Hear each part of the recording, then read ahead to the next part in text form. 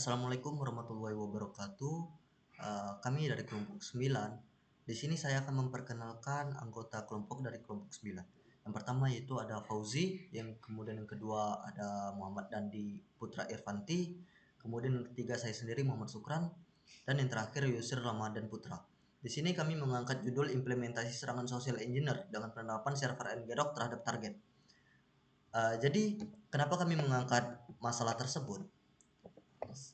Serangan rekayasa sosial atau social engineer ini adalah teknik yang digunakan untuk penyerang mengeksploitasi kelemahan psikologi manusia dengan tujuan memperoleh informasi sensitif atau mengakses sistem yang dilindungi. Implementasi serangan social engineer dengan penerapan server ngrok terhadap target. Yang pertama yaitu penggunaan ngrok untuk mengekspos port lokal. Ngrok adalah alat yang memungkinkan pengguna untuk membuat terowongan HTTPS atau HTTP dari server lokal internet. Lalu kemudian membuat halaman phishing atau fake login. Lalu kemudian kenapa kami juga mengangkat masalah ini? Yang pertama meningkatnya serangan phishing, di mana serangan phishing tersebut dari tahun ke tahun data makin meningkat. Serangan phishing melalui rekayasa sosial menjadi lebih umum dan efektif. Banyak individu dan organisasi yang masih kurang waspada terhadap ancaman ini.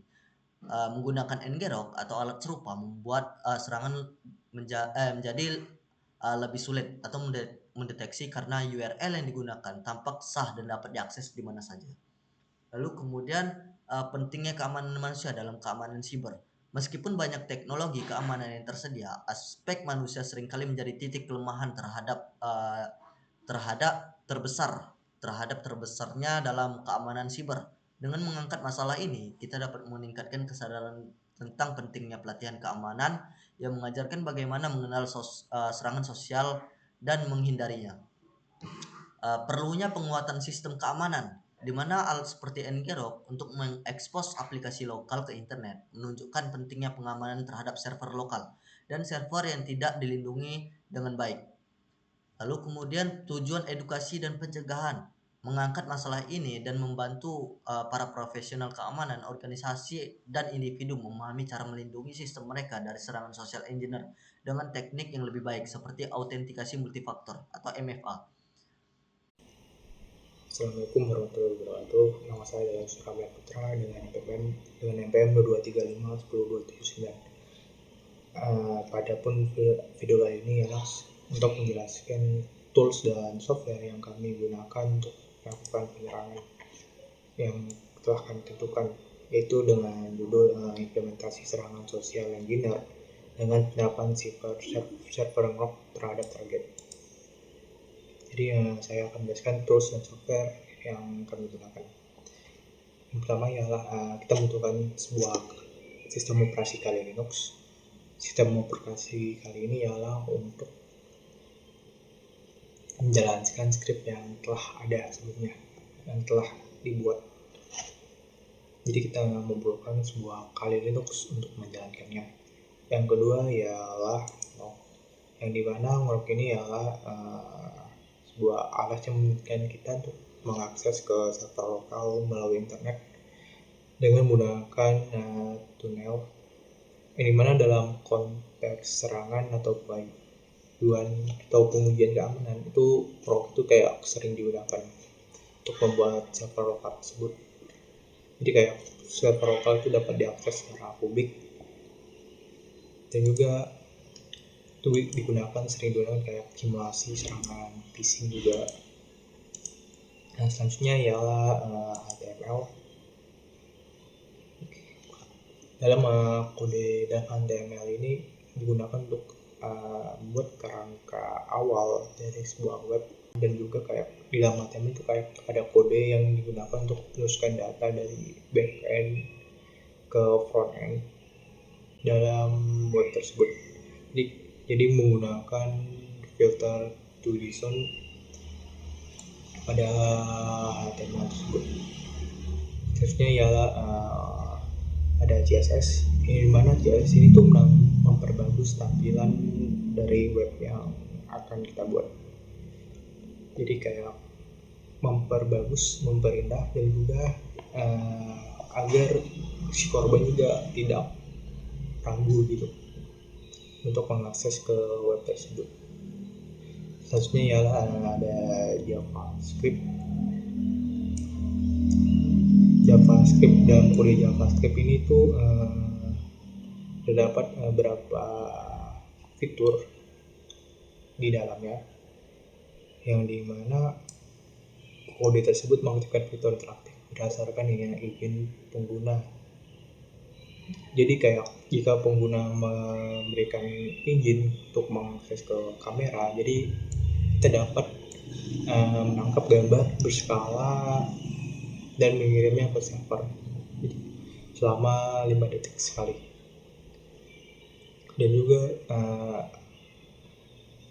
kita bisa mengambil alamat IP publik dari pengguna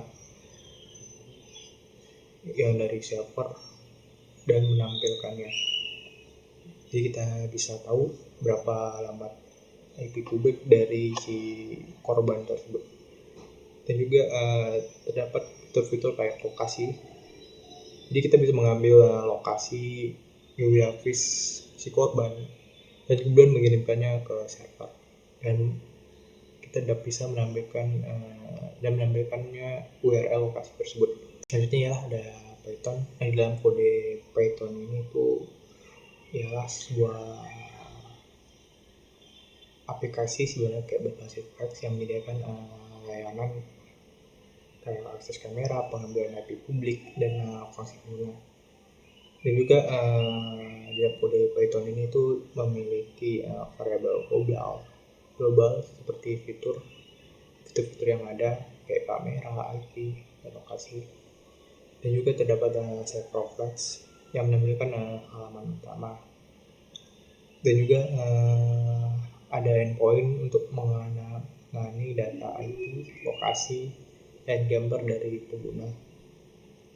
Dan juga terdapat prompt interaktif di mana ketika script tersebut dijalankan itu memungkinkan pengguna mengetikkan fitur tertentu melalui perintah seperti salah satunya contohnya kayak start spasi minc. Itu fungsinya ialah untuk mengakses kamera aja, kayak kita hanya mengetikkan fitur kamera saja. Atau juga ada juga kayak start spasi alt itu untuk mengaktifkan semua fitur-fitur yang ada pada script yang telah dibuat. Mungkin untuk penjelasan tools dan software yang kami gunakan untuk pada penyerahan ini mungkin sampai di saja.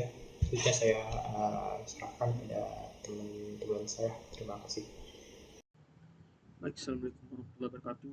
Perkenalkan, nama saya Fauzi. Di sini saya mendapat tugas yaitu untuk melanjutkan pembahasan terkait dengan penyerahan kami, yang mana di sini saya akan menjelaskan sedikit tentang flowchart dari tugas kami. Nah, yang pertama di sini kami terdapat mulai, yang mana mulai ini merupakan awalan dari kita melakukan atau mengeksekusi dari serangan. Nah, yang kedua selanjutnya kita bisa atau kita harus memiliki atau mendownload ataupun menginstal Kali Linux, dikarenakan nantinya di Kali Linux ini kami menggunakan terminal Kali Linux untuk menjalankan atau mengeksekusi kode. Nah, yang pertama akan menjalankan kode itu phishing.py, yang mana phishing.py ini akan selanjutnya setelah melakukan phishing.py masukkan kode open help untuk menampilkan komen. Setelah menampilkan komen dengan open help, kita harus men-start all, yang mana itu untuk menjalankan serangan. Selanjutnya kita akan memasukkan kode yaitu ngrok http 40 di halaman terminal baru. Selanjutnya ambil forward sebagai link untuk menyerang, dan disinilah fungsi dari penyerang untuk memanipulasi korban agar si korban mau menyetujui atau membuka link tersebut. Nah, selanjutnya ini merupakan setelah memanipulasi korban, di sini terdapat if else. Jika link yang di-share tadi dibuka, maka akan terjadinya permintaan penyetujuan kamera. Jika tidak, maka eh, serangan tersebut akan dihentikan. Nah, jika dibuka, maka di sini terdapat if else lagi, yaitu permintaan allow kamera, yang mana jika setuju maka foto dari si korban akan masuk ke folder SPI. Jika tidak setuju maka penyerangan akan berakhir. Nah, jika setuju maka folder akan masuk ke folder SPI, dan selanjutnya data gambar berhasil didapatkan, dan data gambar tersebut akan masuk ke folder SPI. Secara tidak sadar, ketika login, gambar dari user akan ditangkap oleh penyerang. Sekian dari penjelasan saya. Assalamualaikum warahmatullahi wabarakatuh. Assalamualaikum warahmatullahi wabarakatuh. Baik, di sini saya akan menjelaskan implementasi serangan social engineer dengan penerapan server ngrok terhadap target. Baik, pertama kita pergi ke VirtualBox terlebih dahulu untuk menjalankan kali Linux-nya. Setelah masuk ke Linux, masuk ke akun saya terlebih dahulu.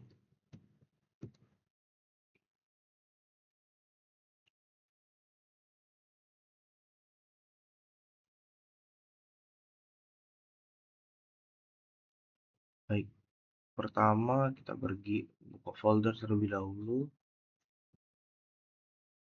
Ini pada folder yang telah kami buat. Lalu kita beri terminalnya, masuk.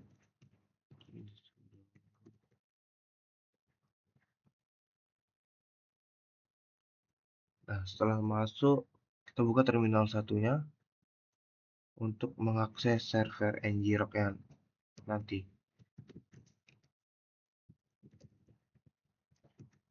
Nah, baik, selanjutnya saya akan menjalankan perintah Python 3 phishing.py. Nah, Python 3 di sini kita menggunakan Python 3 untuk menjalankan file phishing.py ya. Nah, lalu kita menjalankan perintah open min help, yaitu untuk menampilkan komennya, yaitu komen help good ya. Yang terdapat start minc untuk mengaktifkan akses kamera, dan start IP untuk mendapatkan public IP-nya, dan start LC untuk mengakses lokasi, dan start all untuk mengaktifkan semua fungsinya. Baik, di sini kita langsung saja menjalankan penyerangannya, itu menggunakan start all. Nah, setelah melakukan start all ini, kita pergi ke terminal satunya untuk mengakses server ngrok ya, itu ngrok TP 4040 atau masuk ke servernya.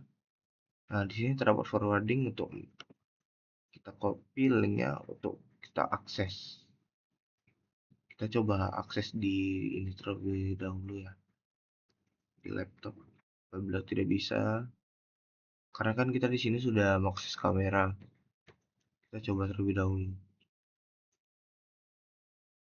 Nah, kita ini isi ininya website ya, ke visit site. Nah, kita disuruh milih aktifkan kamera saat datang sini dan juga lokasi, dan aktifkan sekarang atau tidak. Kita aktifkan lokasi juga, karena kalau tadi kamera digunakan kan kayaknya nggak bisa nih. Nah, kita coba di HP. Saya akan ngirim ini ke ini saya. Saya akan buka di HP.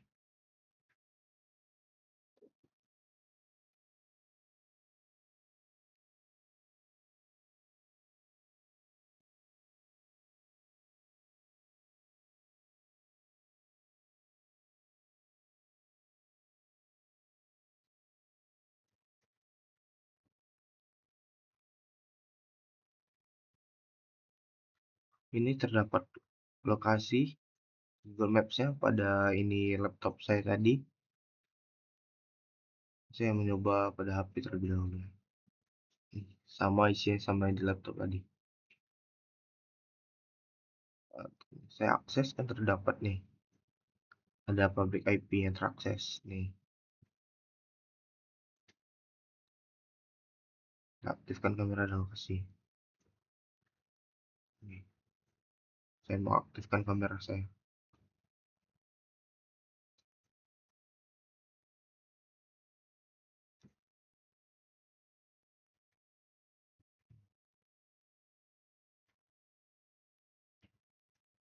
Nah, setelah aktif, ini video foto tadi ke capture dan kesimpan di dalam folder image.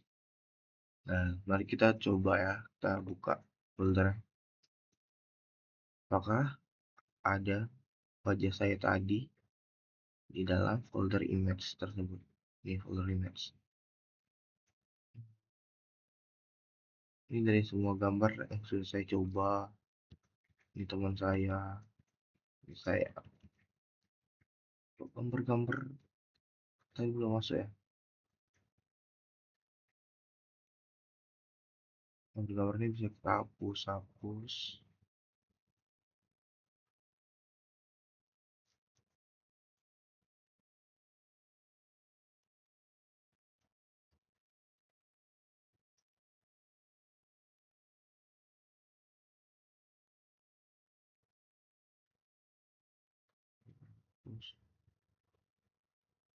Video ini coba ya. Nah, ini kan lokasi dapat juga folder. Coba lagi. Ada foto di HP saya tadi. Tidak ada juga. Coba kita akses sekali lagi.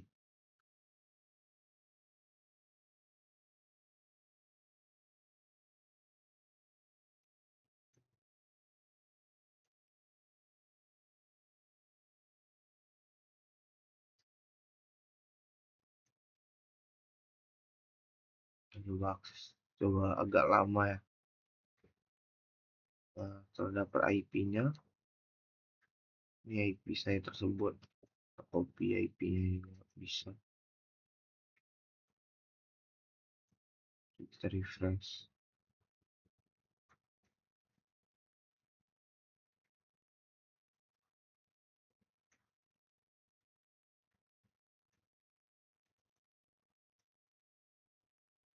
Nah, sepertinya gambarnya udah dapat.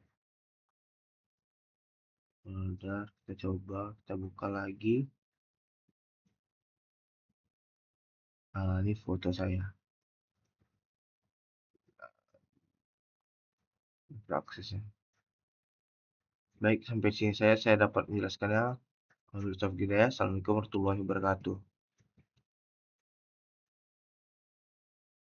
Cara mengatasinya, yang pertama edukasi dan pelatihan pengguna. Pendidikan kesadaran keamanan pengguna terutama yang bekerja di organisasi harus diberikan pelatihan tentang bagaimana mengenali upaya rekayasa social engineer. Lalu kemudian simulasi serangan phishing. Melakukan simulasi dengan serangan phishing tersebut berkala dapat membantu pengguna lebih waspada dan belajar cara mengidentifikasi serangan yang mungkin terjadi. Lalu kemudian karena kami menggunakan Ngrok, di mana untuk domain yang free-nya itu menggenerate kode atau huruf acak. Jadi dengan mudah kita mengidentifikasi bahwa URL tersebut adalah phishing. Lalu kemudian kita bisa mengatasi masuk ke dalam phishing dengan tidak memberikan informasi apapun.